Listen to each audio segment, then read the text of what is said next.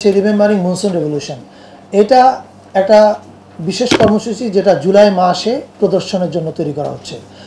ধরা যাক এই যে 8টা বিভাগীয় শহরে ওয়ার্কশপ হবে, ফিল্ম মেকিং ওয়ার্কশপ, আপনার ভিজুয়াল কন্টেন্ট বলছি। সেখানে বাংলাদেশের শিশু নির্মাতারা যাবে, তারা ওয়ার্কশপ করাবে। আমি মনে করি যে মানে জাস্ট উদাহরণ দিয়ে বলছি যে কোনো একজন আমাদের খ্যাতিমান ফিল্ম মেকার বাংলাদেশের তরুণদের কাছে গ্রহণযোগ্য, তারা যদি ওই একটা বিভাগীয় শহরে যায়, ওই শহরের মধ্যে এক ধরনের কী বলে নতুন প্রাণের স্পন্দন তৈরি করবে। এবং ওই ওয়ার্কশপ থেকে আমরা একটা 40 মিনিটের শর্ট ফিল্ম পাবো, বা যেটাকে ভিজুয়াল কন্টেন্ট বলা হচ্ছে। এর বাইরে 8টা থিয়েটার প্রোডাকশন যেটা তৈরি করা হবে, এটা নিয়েও আলাপ আলোচনা শুরু করবে শিল্পকলা একাডেমি।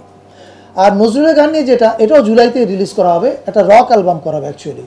মানে আপনারা যদি খেয়াল করেন দেখবেন যে রবীন্দ্রনাথের গান এখনকার প্রজন্মের কাছে পৌঁছানোর পিছনে কিন্তু অর্ণবের ওই অ্যালবামটার একটা বিশাল ভূমিকা ছিল। নজরুলের গানের ক্ষেত্রে আমি মনে করি যে এই ভূমিকাটা এখন পর্যন্ত মিসিং আছে। শিবলি ভাই এই বিষয়ে কাজ করছেন অলরেডি। বাংলাদেশের শীর্ষস্থানীয় ব্যান্ড যারা আছে, রক ব্যান্ড, ওদের সঙ্গে কথা বলে একটা রক অ্যালবাম তৈরি করবে, এবং রক অ্যালবাম পাবলিকেশন উপলক্ষে ঢাকায় একটা সেন্ট্রাল কনসার্ট হবে, যেটা আমরা ব্রডকাস্ট করব কান্ট্রি ওয়াইড। আর তারুণ্যের উৎসবটা আমি একটু ব্যাখ্যা দিই। তারুণ্যের উৎসবটা হচ্ছে যে যেটা বিপিএলের সহযোগিতা হচ্ছে প্রধান উপদেষ্টার কার্যালয় থেকে, যুব ক্রীড়া মন্ত্রণালয়, সংস্কৃতি মন্ত্রণালয়, আরও কয়েকটা মন্ত্রণালয়ের সহযোগিতায়। এটা প্রায় দেড় মাসের মতোই হবে। ওখানে আমরা কালচারাল যে প্রোগ্রামগুলো হবে সেটা নিয়ে পার্টিসিপেট করবো আমরা, আমাদের সঙ্গে সহযোগিতা করবে শিল্পকলা একাডেমি এবং অন্যান্য যারা আছেন। Digital oral history is a very important one. আপনারা জানেন যে অপরাধীর প্রথম লক্ষ্য থাকে অপরাধের চিহ্ন মুছে ফেলা, এবং আপনি দেখবেন যে অপরাধী ফার্স্ট যে কাজটা করে সেটা হচ্ছে অস্বীকার করে, ডিনায়াল। আপনি যদি বাংলাদেশে যারা গণহত্যা ঘটিয়েছে জুলাইতে, তাদের এখনকার কার্যক্রম দেখেন, তারা এখনও অস্বীকারের উপরে আছে। তারা কিন্তু কেউ স্বীকার করেনি। আপনি কিন্তু শোনেননি যে কেউ স্বীকার করেছে, ক্ষমা চেয়েছে। নো, তারা এটা ক্ষমা চাচ্ছে না। এই যে অস্বীকার করা, এটা হচ্ছে অপরাধীর একটা প্রথম কাজ। এখন এইটাকে আমরা কাউন্টার দেওয়ার জন্য কি করব? শুধু বিবৃতি দিয়ে কাউন্টার দিলে হবে না, কিছু কাউন্টার দিতে হবে ক্রিয়েটিভ ওয়েতে, যেটা এই যে 8টা ভিজুয়াল কন্টেন্ট হবে, এবং যে ওখানে যে 8টা ওয়ার্কশপ হবে, এখান থেকে 80টা ফিল্ম মেকার বেরোবে, ছেলে মেয়ে, এবং তারা কিন্তু বের হয়ে বসে থাকবে না। ফিল্ম বা যে কোনো শিক্ষার আগুনটা হচ্ছে আপনি একবার শিখে ফেললে আপনাকে প্রকাশ করতে চাইবেন। আমাদের এই 8টা কন্টেন্টের বাইরেও তারা তাদের নিজেদের ছবি বানাতে থাকবে। অ্যান্ড আই বিলিভ যে এইটা এক ধরনের সাংস্কৃতিক উন্মাদনা তৈরি করতে পারে। এখন এই ক্রিয়েটিভ কাজগুলো তো হবে, এই ভিজুয়াল কন্টেন্ট হবে, থিয়েটার প্রোডাকশন হচ্ছে 8টা, রক অ্যালবাম হচ্ছে, কনসার্ট হচ্ছে, কিন্তু ক্রিয়েটিভ কাজের বাইরেও একটা বড় কাজ বোধহয় হচ্ছে আর্কাইভ করা এই জুলাই আন্দোলনে যারা শহীদ হয়েছেন তাদের ফ্যামিলির কথাগুলো আর্কাইভ করা, তাদের পরিবারের তারা অ্যাকাউন্টটা আমাদের বিবেচনার, আমাদের সংরক্ষণ করা, এটা একটা খুব গুরুত্বপূর্ণ কাজ। এছাড়া যারা আহত হয়েছেন, অথবা যারা এই আন্দোলনে অংশ নিয়েছেন, অথবা যারা এক্সপিরিয়েন্স করেছেন কি ঘটেছে, আমরা সবাইকে আহ্বান জানাবো, প্লিজ টেক ইউর মোবাইল। আপনার মোবাইল নিয়ে ফ্রন্ট ক্যামেরাতে আপনি আপনার অ্যাকাউন্টটা বলেন, আপনার অভিজ্ঞতাটা বলেন, আপনি কিসের ভিতর দিয়ে গেছেন। কারণ আমরা সবাই জানি জুলাইয়ের 36 দিনে বাংলাদেশ কিসের ভিতর দিয়ে গেছে। এই ইতিহাসটা ডিজিটাল ওনারা মোবাইলে পাঠানোর পরে আমরা এটা নিয়ে কয়েকটা ইনস্টলেশন আর্ট এক্সিবিশন করব with their video and audio. পাশাপাশি আমরা এটা আর্কাইভ করব। আর্কাইভ থাকার সুবিধাটা হচ্ছে, আপনি ভাবেন যখন 5-10 লক্ষ লোক এই তাদের স্টেটমেন্টটা ভিডিওতে পাঠাচ্ছে, অপরাধীর কিন্তু এটা থেকে পালাবার আর কোনো রাস্তা থাকবে না। আগামী 50 বছর অপরাধী এটা থেকে পালাতে পারবে না। So this is very important. একই সঙ্গে আমি যেমন বলেছি, we are very aware about our new cultural approach, এবং আমাদের সমাজের সেন্সিটিভ জায়গাগুলি কি সেটার ব্যাপারে আমরা অ্যাওয়্যার। সেই কারণে আমরা এই ঘোষণা দেওয়ার সময় এটা বলবো যে যারা অনেকে আছেন ধর্মীয় কারণে তাদের চেহারা দেখাতে চান না, যেমন আমার বাবাই ধর্মীয় কারণে ছবি তুলতো না, তাদের উদ্দেশ্যে বক্তব্য থাকবে যে আপনি রেকর্ড করে ভিডিওতে পাঠান আপনার অ্যাকাউন্টটা, কিন্তু উল্লেখ করে দেন যে আপনি আপনার ছবি প্রচার করতে চান না। তখন আমরা ওই যারা এটা লিখবেন তাদের ভিডিওটা আমরা ব্যবহার করব না, শুধু অডিওটা আমরা আর্কাইভ করবো, এবং অডিওটা ওই যে ইনস্টলেশন এক্সিবিশন হবে সেখানে অডিওগুলো থাকবে। এবার আসি হচ্ছে 3 নম্বর বাদ দিয়ে, সরি আমি 3 নম্বর বাদ দিয়েছি, যেমন রয়েছে, থ্যাংক ইউ। ট্যালেন্ট হান্ট কর্মসূচি, এটা শিল্পকলা আগে একটা ছিল, তবে আমরা এবার এটাকে ওয়াইড করতে চাই। আমার এই বিষয়ে আমাদের তথ্য মন্ত্রণালয়ের উপদেষ্টা নাহিদ ইসলাম, তার সঙ্গে কথা হয়েছে। আমরা শিগগিরই 2 মন্ত্রণালয় মিলে কাজ করব। আমরা চাই একটা বড় রকমের ট্যালেন্ট হান্ট করতে, এবং এটা বিটিভি এবং কোনো একটা বেসরকারি চ্যানেলকে আমরা সাথে নিতে চাই, যাতে আমরা 2 রকমের অডিয়েন্সের কাছে পৌঁছাতে পারি।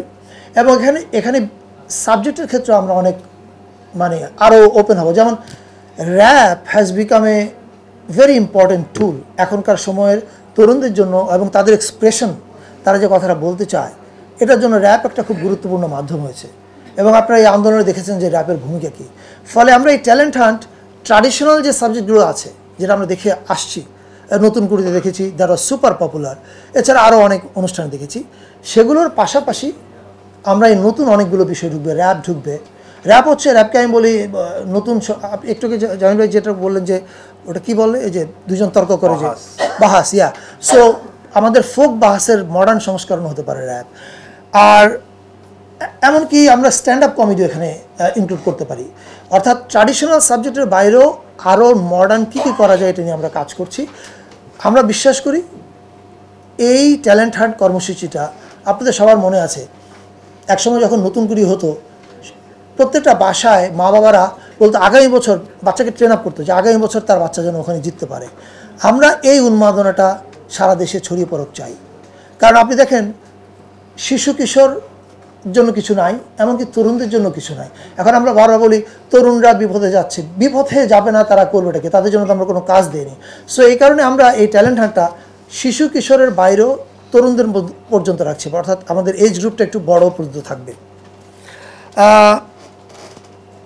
5 নম্বর, গবেষণা বৃত্তি বাংলা একাডেমির, এটা আপনারা জানেন যে ইতিমধ্যে বিজ্ঞাপন গেছে। আর প্রতিশ্রুতিশীল নতুন লেখক প্রকল্প, এটা অনেকে আছে দেখবেন ফেসবুকে দুর্দান্ত লিখে, হয়তো বই প্রকাশের কথা এখনো ভাবিনি। এই যে তাদের যে ক্রিয়েটিভ এনার্জি, এইটাকে যেন আমরা আমাদের আমাদের মেইন স্ট্রিমে চ্যানেলাইজ করতে পারি, সেটার কাজটা কিন্তু করবে এই প্রতিশ্রুতিশীল নতুন লেখক প্রকল্প। এবং এই প্রকল্পে একটা ওয়ার্কশপ হবে, তারা এটা একটা ভাতা পাবে, এবং তারপরে একটা বইও বের হবে, অর্থাৎ যারা পার্টিসিপেট করবে তাদের প্রত্যেকেরই বই পাবলিশ হবে। জাতীয় জাদুঘর, এটা আপনারা সাংবাদিক ভাইরা সবচেয়ে বেশি জানেন। আমাদের দেশে আগে 3টা হতো, এখন 2টা উৎসব হয়, ফিল্ম ফেস্টিভ্যাল। একটা ঢাকা ইন্টারন্যাশনাল ফিল্ম ফেস্টিভ্যাল আর একটা শর্ট ফিল্ম ফেস্টিভ্যাল। কিন্তু বিদেশ থেকে যখনই আমার যে কোনো বন্ধুবান্ধবরা এসছে, যে কোনো দেশ থেকে, এসেই প্রথম বলে যে Faruqui, what kind of projection is this? কারণ আমাদের প্রজেক্টরটা হচ্ছে সিম্পল মাল্টিমিডিয়া প্রজেক্টর, যেটা পৃথিবীর কোথাও ফিল্ম ফেস্টিভ্যালে এই প্রজেক্টর ব্যবহার করা হয় না। আমরা সিনেমা হল স্ট্যান্ডার্ড যে প্রজেকশন সিস্টেম, সেটা এখানে স্থাপন করতে চাই। এবং এটার ফলে যেটা হবে, আমাদের ফেস্টিভ্যালগুলো ভালো প্রজেকশন সিস্টেমে হবে। পাশাপাশি এটা যেন একটা সেলফ সাস্টেনিং প্রজেক্ট হয়। সারা বছর কি করে শো করা যায়, সেখানে আপনি দেখেন এখন পৃথিবীর বিভিন্ন দেশে আর্ট হাউস চেইনেও কিন্তু প্রায় মেইন স্ট্রিম মুভি দেখায় মাঝে মধ্যে, যাতে সে সার্ভাইভ করতে পারে। সে 20টা আর্ট হাউস দেখাচ্ছে, 3টা হয়তো মেইন স্ট্রিম থেকে নিয়ে দেখাচ্ছে, তার সার্ভাইভালের প্রশ্নে, যাতে তার আয়টা হয়। এটার পদ্ধতিটা কি হবে সেটা আমরা একটা কমিটি করে সেটা নিয়ে দেখব, কিন্তু এটাকে আমরা সারা বছর ব্যাপী প্রদর্শনীর ব্যবস্থা করতে চাই। মানে জাতীয় জাদুঘরে আপনি সারা বছর সিনেমা দেখতে যেতে পারবেন, এই ব্যবস্থাটা হবে। 7, আপনারা জানেন যে this is the age of OTT, এবং ইয়াং ছেলেমেয়েরা তারা প্রত্যেকেই ওটিটির জন্য শো তৈরি করতে চাচ্ছে। শো মানে যেটাকে আমরা সিরিজ বলি। আমরা ইতিমধ্যে কথা বলছি, অনেক দূরে আমরা এগিয়েছি, কিন্তু আমরা এখনই নামটা বলছি না। ইন্টারন্যাশনালি রিনাউন্ড, এবং যারা জানে যে নেটফ্লিক্স বা অ্যামাজন প্রাইমে কী করে শো বানানো হয়, আমেরিকাতে কী ধরনের পদ্ধতি ফলো করে, কোরিয়াতে কী ধরনের পদ্ধতি ফলো করে, আবার কোন পদ্ধতিগুলো সব জায়গাতেই ফলো করা হয়, এই জিনিসগুলো নিয়ে কন্টেন্ট ক্রিয়েটরদের, বাংলাদেশে যারা প্রতিশ্রুতিশীল কন্টেন্ট ক্রিয়েটার আছেন, ছেলে মেয়ে, এদেরকে নিয়ে একটা ওয়ার্কশপ আয়োজন করা হবে। এবং এটাও আমাদের প্রায়োরিটি প্রজেক্টের মধ্যে আছে, এটা এই বছরের মধ্যে ইনশাল্লাহ আমরা করব।